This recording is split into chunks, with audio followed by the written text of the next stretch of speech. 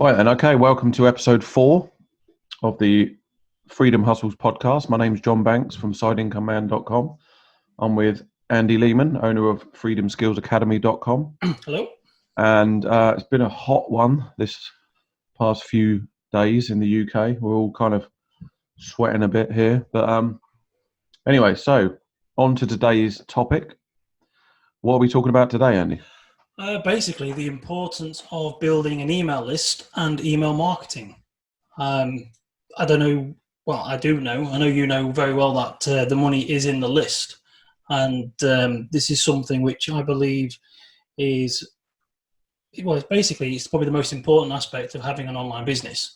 I know that a lot of people, things are changing. There's a few people who've got large followers on Instagram who don't have them, but I still think today that having an email list and email marketing is incredibly powerful, mainly because of the experiences that I've had over the last few years. I've seen how incredibly profitable they can be. Yeah. So we're talking about, like as you mentioned, so email list. So a list of subscribers or like names in the form of an email address.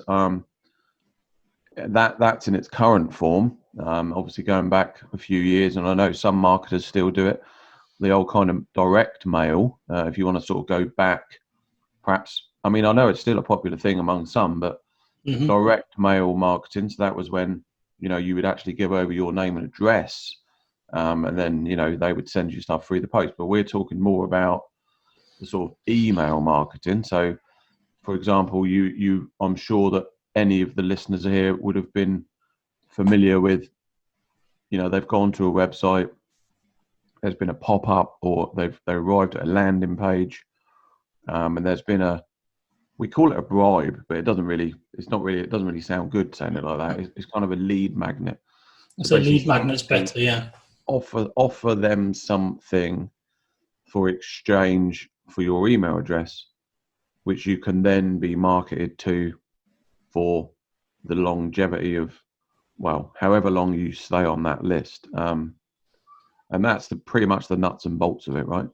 Yeah, I mean, what you said earlier, I actually am doing a long-term contract for a company that still does direct mailing. It's still quite powerful, but I'm sort of working, trying to build up their email list, which basically, as you say, is it's you give them something in exchange for their name and their email, and then once you've got them on your list, it's basically traffic that you own, because one of the hardest things about an online business, sort of working online, is trying to generate money. You need traffic.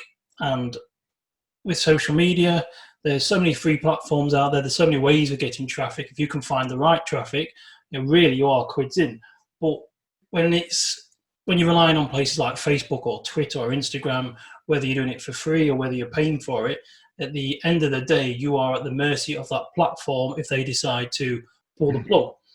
With email marketing, you could say you have the same issue if MailChimp or Aweber decided to pull the plug, but they generally don't. But you own that traffic. And that means that as long as you keep that list responsive, you build a relationship with that list, you can generally send them to wherever you want. I'm not saying that out of a list of 10,000 people, 10,000 people are going to read your emails every week or every day. But the fact is, you've got traffic which you can then direct to certain places. So I have personally experienced this. I've seen it in the company I'm working for now, and another company previous. I've seen tens of thousands of pounds being generated over weekends from promoting a product to the email list. Yeah. Whereas if you had the product and you didn't have the email list, then you've got no sales coming in. You've got to start from scratch. So I think for one of the most important aspects for building an online business, if you want freedom and a job that you can take anywhere in the world, basically email marketing, having an email list is probably one of the most important, powerful things you can do. Start doing. So instead of trying to build or create the next best product, maybe you should start building, creating a few lead magnets, and then start to build a list like you have with your Side Hustles book. Perfect example. You've created something that you're giving away in exchange for an email list. And once you've got them on that list, then you can promote them other things. And it doesn't have to be necessarily products that you're selling or affiliate products, which we'll get to that in a minute. But I mean, it's a great way of sending traffic back to your own website, to your own articles. And then, you can even write another ebook, send it out to them for feedback. Yeah. I think you hit a couple of good points there. I mean, I'd like to just go back to the point you made about it being traffic that you own. I mean, and that's key, isn't it? I mean, because we've experienced this. I know we've had Facebook accounts shut down. I know I've had Pinterest engagement just fall off a cliff. So you can spend years building up these kind of social platforms and, getting what you think is right. And, it's free traffic. It's not free. Nothing's free, because if you've built up a social media account to, 50,000 followers, or that's not free. You've spent a lot of time to get that to that stage. So there is that aspect of it. And then, like you said, you're always at the mercy of, it's their playground. You're playing by their rules. So you can't, sometimes for whatever reason, links get blocked, or, people just decide, they've had enough. So they just keep hitting that spam button. And then, for no reason, people have had bad days or whatever. And then all of a sudden you're blacklisted and you're out of the game. And all that work that you've put ahead. I'm not saying this is a common thing. It isn't, but we've experienced it before. We weren't doing anything wrong. But in the eyes of their rules and things like that, it was finished. So whereas with regards to the email list, like you said, there's no email list on the planet that has 100% opt-in. We 100% open rate. We know that. And by that, we mean, so say you send 1,000 emails out, or you send an email out to 1,000 people on your list. No way are 1,000 going to open them. But, let's say 300 do. And then from that 300, 150 go on and click the link and visit your website. Well, what took you 10 minutes to write that email? Within an hour or 2 hours, you've then got 15% of your email list visiting that site, or visiting that link, or, even in some cases buying that product that you recommended. And it, like you said, it's traffic that you own. I mean, there's a fine line. I mean, obviously you don't want to be, there's no way would you want to build an email list and then just hammer it, put products in front of it all the time, because people are just going to get, annoyed with it all. They're going to leave, they're going to unsubscribe, and then that's the end of it. So it's all about, I always see it as, we talked a little bit about it in a previous podcast where we were saying about, like a tribe. So like building up your tribe. Yeah. A sort of tribe of people that resonate with your message and they like your work, and that you can help them. And in some cases, I mean, I ask for feedback from my list. I ask them to help me, and what do you want to do? What is there any way we can improve this? And like you say, you've got that direct link to a group of people, which if you've built your list correctly and right, they will be a group of people that will respond. There's no point having if you've got money, you can go out and buy a list of 10,000 people. And if you're going to send the wrong product to them, you've just wasted a lot of money. But yeah, it's all about, like, say, being congruent. You need to get the right people on the list. This is why, I mean, you've just reminded me of a couple of points, which I'll come to in a minute. But if you were to build an email list and you gave away an iPad, you would probably get loads of people who are just after an iPad. Yeah. They're not interested in your particular niche, whatever it is. So if you're promoting things to do with, if you're specialising in WordPress and you're building WordPress themes and WordPress plugins and you're hoping to market them, you will be wanting to give away something WordPressy to people who are interested in WordPress, designers and coders, to get them people on your list. If you were to give away a tablet or an iPhone or something like that, you'll probably just get a list full of loads of people, which basically means then you've wasted a lot of money getting them on your list. You'll have a very small open rate, and you'll probably even get lots of people who will be clicking the complaints button and the spam button on your email provider, causing you more grief. So, like you say, it's about getting the right tribe. And just going back to something that you mentioned earlier, talking about how on Facebook or social media people can start hitting the spam button.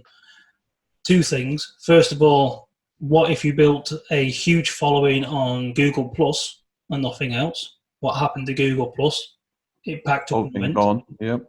I know people that did do that. I know people that did. They ported over email addresses into that platform. Yeah. Yeah. So they would have probably lost a lot of followers from that. And secondly, in a Facebook group today I saw, which is about authors and fiction writers, someone was saying, I've been running some Facebook ads and I've been getting lots of comments from people, which always makes me laugh. They were basically very rude and nasty to this person because he was trying to build himself an email list and sell books. And they see their news feed as being their own private property, whether or not the fact it's owned by Facebook and Facebook are doing this. I know. And this guy was shocked the amount of grief that he was getting. Yeah. So he was trying to build up his following in his Facebook page. He was getting lots of grief. So at least with an email list, if you've got a group of people who are congruent, if you've given something that they want, they need, or even if you help them, then hopefully then you're going to build up a relationship with them. And so they say that the ratio should be like sort of 4 emails to every 1 sales email. So 4 emails will be to do with like a case study. You'll be giving them some advice, some help. More free stuff. Yeah. More free stuff. You'll be building them up, trying to give them value. Because when someone signs up, if they sign up for, say, a free WordPress theme, for example, they're getting value. And then they're going to judge you on the value that you keep keep giving. Yeah. They're going to expect more value. So if you suddenly start spamming them every week with buy this, buy that, buy this, buy that, they're just going to up and leave. So it's all about building a relationship with these people. And like you said, getting a huge sort of hungry fan base of a tribe of people who's interested in your products. I mean, I do that with mine. I send out exclusive stuff that I don't put anywhere else. I just send it just to the email list. You know, and I don't know. Maybe I should post it everywhere else. But I see it as almost like an exclusive thing, you know. But yeah, going back to what you said about, you know, you can build. It's easy, you can build massive lists up, various ways. Obviously, if you've got some bankroll, then you can just throw a load of money at it, and you know you can almost buy traffic and boost it right up. And I mean, if you're going back to the basics of, you know, trying to build the whole thing from scratch and trying to get a bit more targeted approach, then obviously it's going to take you a bit longer. But it shouldn't be about numbers. It shouldn't be about, you know, trying to get 50,000 people, or, you know, I know people that, and myself included, and yourself as well. You know, you can even have fairly modest size lists and still see results. You know, you don't have to have this kind of massive, you know, forget the big million lists and, you know, 100,000 lists and all that. That's not what we're talking about. We're talking about, you know, every business from day dot should be building one. You know, whether it's a bakery down the road, or, you know, freelance worker, an author, or, you know, my thing. Anyone that's building a business at all, and I say at all, anything, they should be building one. I mean, take, for example, you know, let's say like the local bakery or the local coffee shop down the road. People go, why do they want an email list? Well, for me, it's obvious. If you built an email list, you've got that at the drop of a hat. You could, let's say, I mean, we're talking post-COVID here. Yeah. But at the drop of a hat, say you've got 300 people on an email list. Let's say Mondays are your quiet days, right? Well, how about on a Sunday night, you sent out a blast to all 300 people saying, the first 3 hours of the day, I don't know, there's 10% off your bill, or half price cupcakes, or anything, you know, like that, just to get people in the door. And it would happen. People would do it, because people will do it. They respond to that thing. They know, have you got this?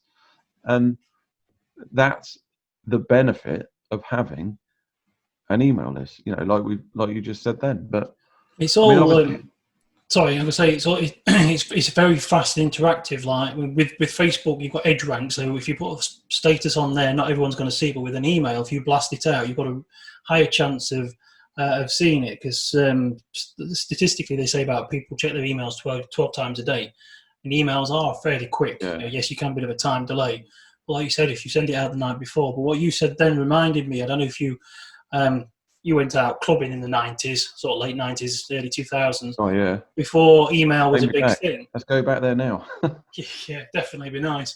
But in those days, they always used to take, they used to try and get your email, your home address and your name, and they'd send out flyers saying, "Is it your birthday?" They'd take your birthday, and they basically Yeah, that's right. send you Yeah, out a yeah. leaflet saying, "If you're coming on Yeah. your birthday, bring 5 people. We'll give you a free bottle, whatever." Mm. And it was always a way of getting people in, and that's exactly what an email list is. It's like you say, for small businesses as well, for cafes, for bakeries. Yeah, If you just do it. give it some thought, people do generate more money from them, and it's one of the things I think is generally sort of overlooked. I mean, there's a few statistics just recently. One was done by HubSpot, and the other one was done by Data and Marketing Association, and they say that for every dollar invested in email marketing, HubSpot said that you would get $38 back. Now, the Data and Marketing Association said that's for every dollar spent, you would get $44 back. Yeah. So I don't know if that's 380% increase or what, but basically, you spend $1, you should get $38 back. Now, you've got to remember is that when you get someone on your email list, it's not just a one-time hit. Yeah, it's over the long lifetime of them being a subscriber. Yeah, it is. I mean, so they're saying that if you've got an email list of say 1,000 people, that you should be earning each month between 50p and £1 off a person. So basically, if you've got an email list of 1,000 people, you should be generating at least 500 to £1,000 pounds. Yeah, that is what they're saying. But obviously, with open rates, I mean, we're talking about products because you're not selling a 50p product or a £1 product. So even if 10% bought a product at say £97, so you keep building up you build up your list. So if you had a list of say 50,000 people and you were selling products each month, so between £47-97, then you should be making like a nice little wedge. I mean, yeah, I think you can. I think yes. I mean, obviously, it all depends on how well targeted the list is. Yeah. Going from my own experience on that, I mean, I remember having a couple of thousand on one of my old blogs, and it never really materialized. I mean, it was because I made a lot of mistakes back in those days. I mean, we're going back almost, oh God knows how long, 8 years maybe, and it was I built it up a lot from what's called, for people that don't know, you can buy this thing called solo ads. Now, basically, that is effectively buying leads from other people's lists. Now, it's a bit sort of grey hat because you don't know the quality. Number one, you don't know the quality of that lead at all. It's not really qualified, i.e. in the sense it hasn't been to your site ever before. So it doesn't know your material. It doesn't really know you. It's not sort of opted in through a product or a blog post, or it's seen you on a video or anything like that. It's very much they just kind of, you'll just basically get other people's leads off their lists. And the people that make these lists up, they're doing that purely so they can rent them out, or so they can sell the likes of me back in the day, these solo ads. So I built a list of a couple of thousand people thinking, yes, that's it, I've done it. It's the holy grail. And I'd send an email out and I'd get like 1% open rate, if that, 2% open rates. And you're like, what in the world? This is completely pointless. And it was costing me money because that's, that we haven't really touched on this yet, but, to have a few thousand people on an email list, that's not going to be free. You're going to have to pay an email provider. So I had done it kind of wrong, and this time around I'm way more selective, and it's a completely different approach. It's a lot slower, but it's a lot more targeted, and therefore the opt-ins and the opens and click-throughs and everything like that are much higher.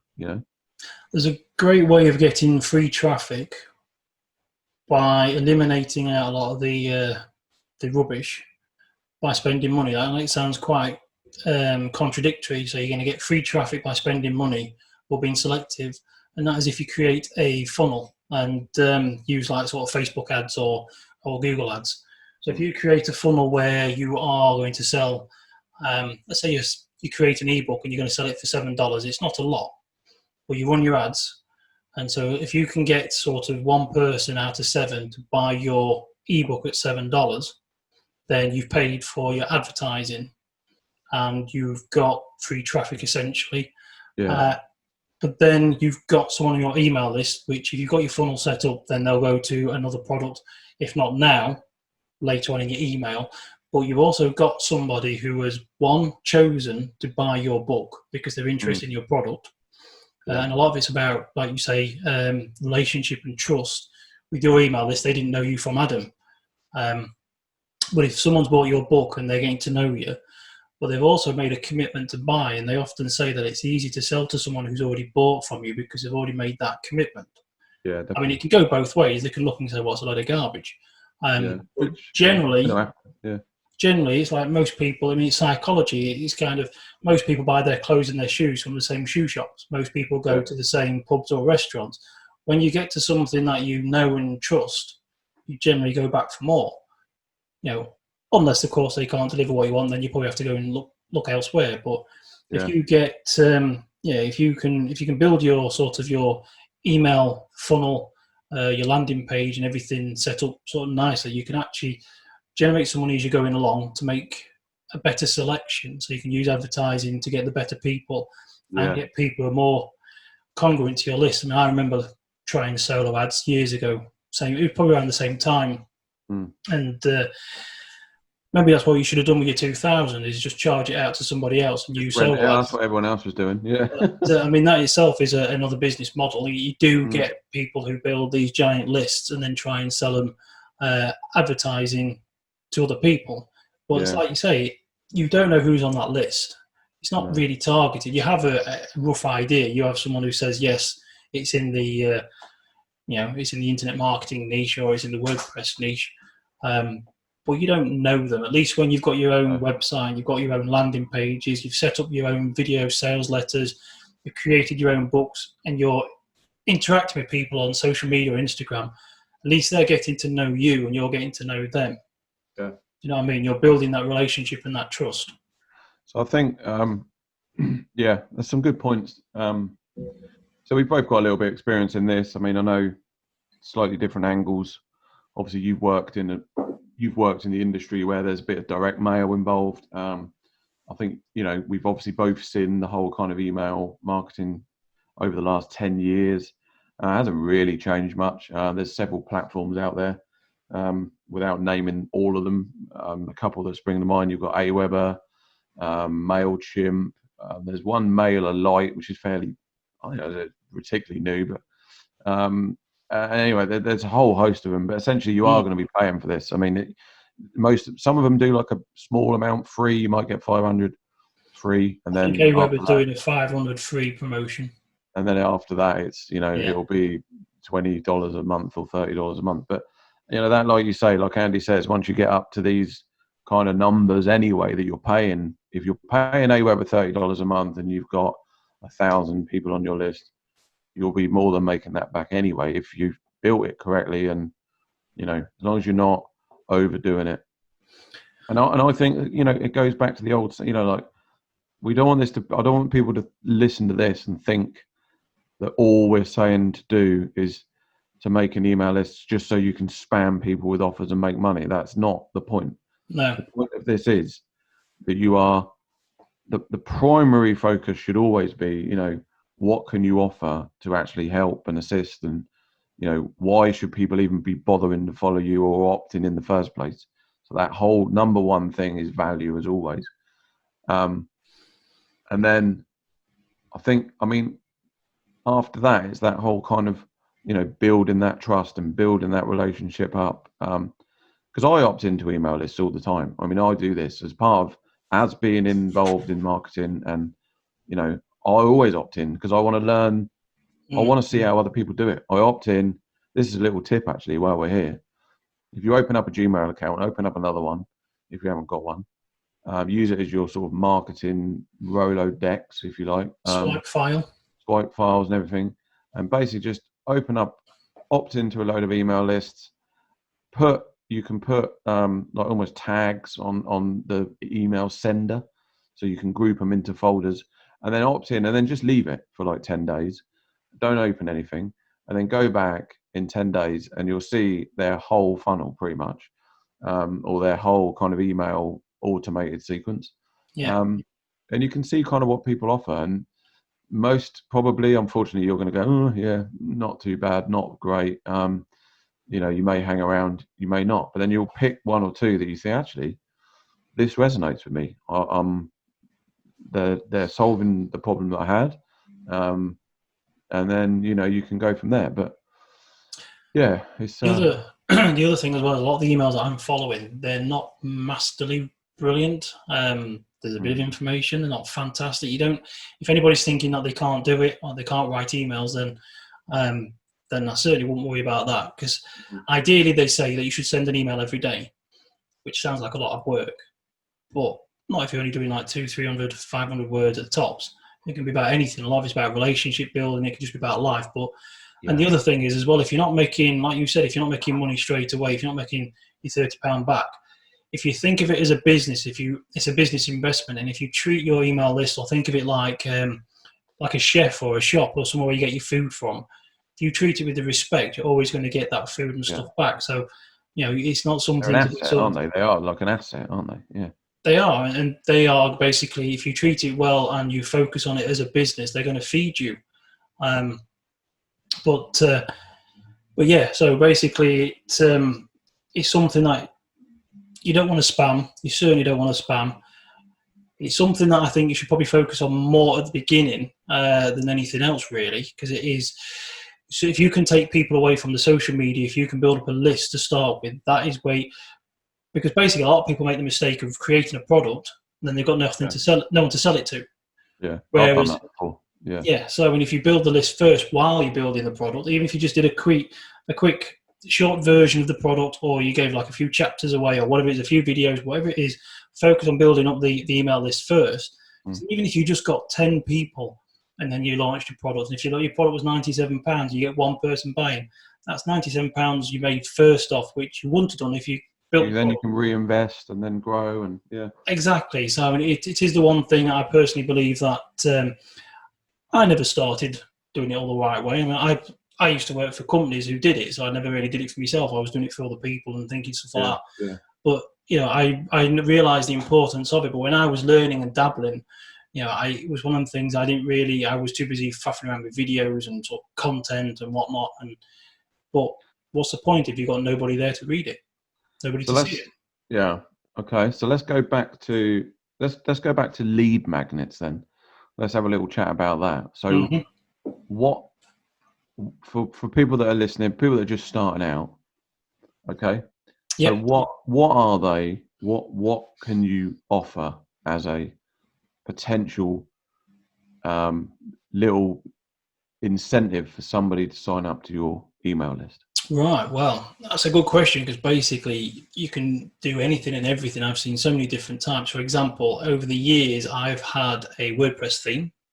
So if you're into the WordPress niche, you can give away a WordPress theme, which will be like a softer version, which once you get into it, you realize that there's functionality you want but haven't got. So then you buy the pro version. Yeah. So they give away a free version, so you can do WordPress themes. PLR content. I've been building an email list by giving away articles that I've written for other people to use. There's reports and there's ebooks. So covering things from anything and everything. It can be from like keto, gluten-free diets. It can be nutrients. Be making money on eBay, Amazon, FBA, stuff like that, what you know about. Sports trading. Video courses. There's like the 5-day video course, which you can do through an email. Doesn't have to be a video course. It could just be one long video recording or webinar. Could just be emails. Could just be 5 emails, literally, couldn't it? Yeah. There's challenges. I've seen people talking about challenges being a big thing at the moment. So, for example, if you've been wanting to write a book, and you want help and you want guidance, you land on a website and someone's saying there, let's do the 30-day challenge. Let's write a book within the next 30 days. I'll help you. And then, so that's, people sign up for that. Opt-in, yeah. Physical books, that's a good one. That's something I've been promoting. That before. That was that's the kind of Bunsen model, isn't it? It's trying free plus shipping type scenario. Yeah. Yeah, that's something that the people I'm working for now, they've been pushing as well, a free book, because they do the direct mail, but you don't need to do that if you email. You don't really need to go, because sometimes having to fill out more in an email form puts people off, unless they're getting something really worth it. But people like, you say, Russell Brunson, he's then following up with sort of seminars or even ClickFunnels, which are high ticket items. But I've actually seen. So what I do is, you've recently mentioned it there. So you said about ebooks and that. So I give my ebook away if they want it as a free. If you want a free copy of it, then I'll give it away as a digital version. Yeah. And then straight away on the back end, I know you mentioned a little bit about it earlier, but basically, so they opt in, just to sort of give a little bit away now about what we're talking about, funnels and, the whole kind of sequence, if you like. So I give it away for free if they want it as a digital download. And then immediately after that, so they'll opt in, they'll get an email to confirm. And then that confirmation page will basically just be a little mini sales page on the paperback version. So if they want the paperback version, which is a token fee of like £5 or £6, I think. So then they can buy that. And obviously a little bit of that then comes back to me, and it helps generate, it's almost like it makes the list building a little bit. It's like, if I'm paying for an ad, you can claw some of the ad revenue, ad spend back. So that's one way of doing it. And I mean, I've seen other things where I think a lot of people can overthink this too much. I know we've talked about before, when we were talking about things like mindset and time management and, getting stuff done and trying to do the 1 hour a day.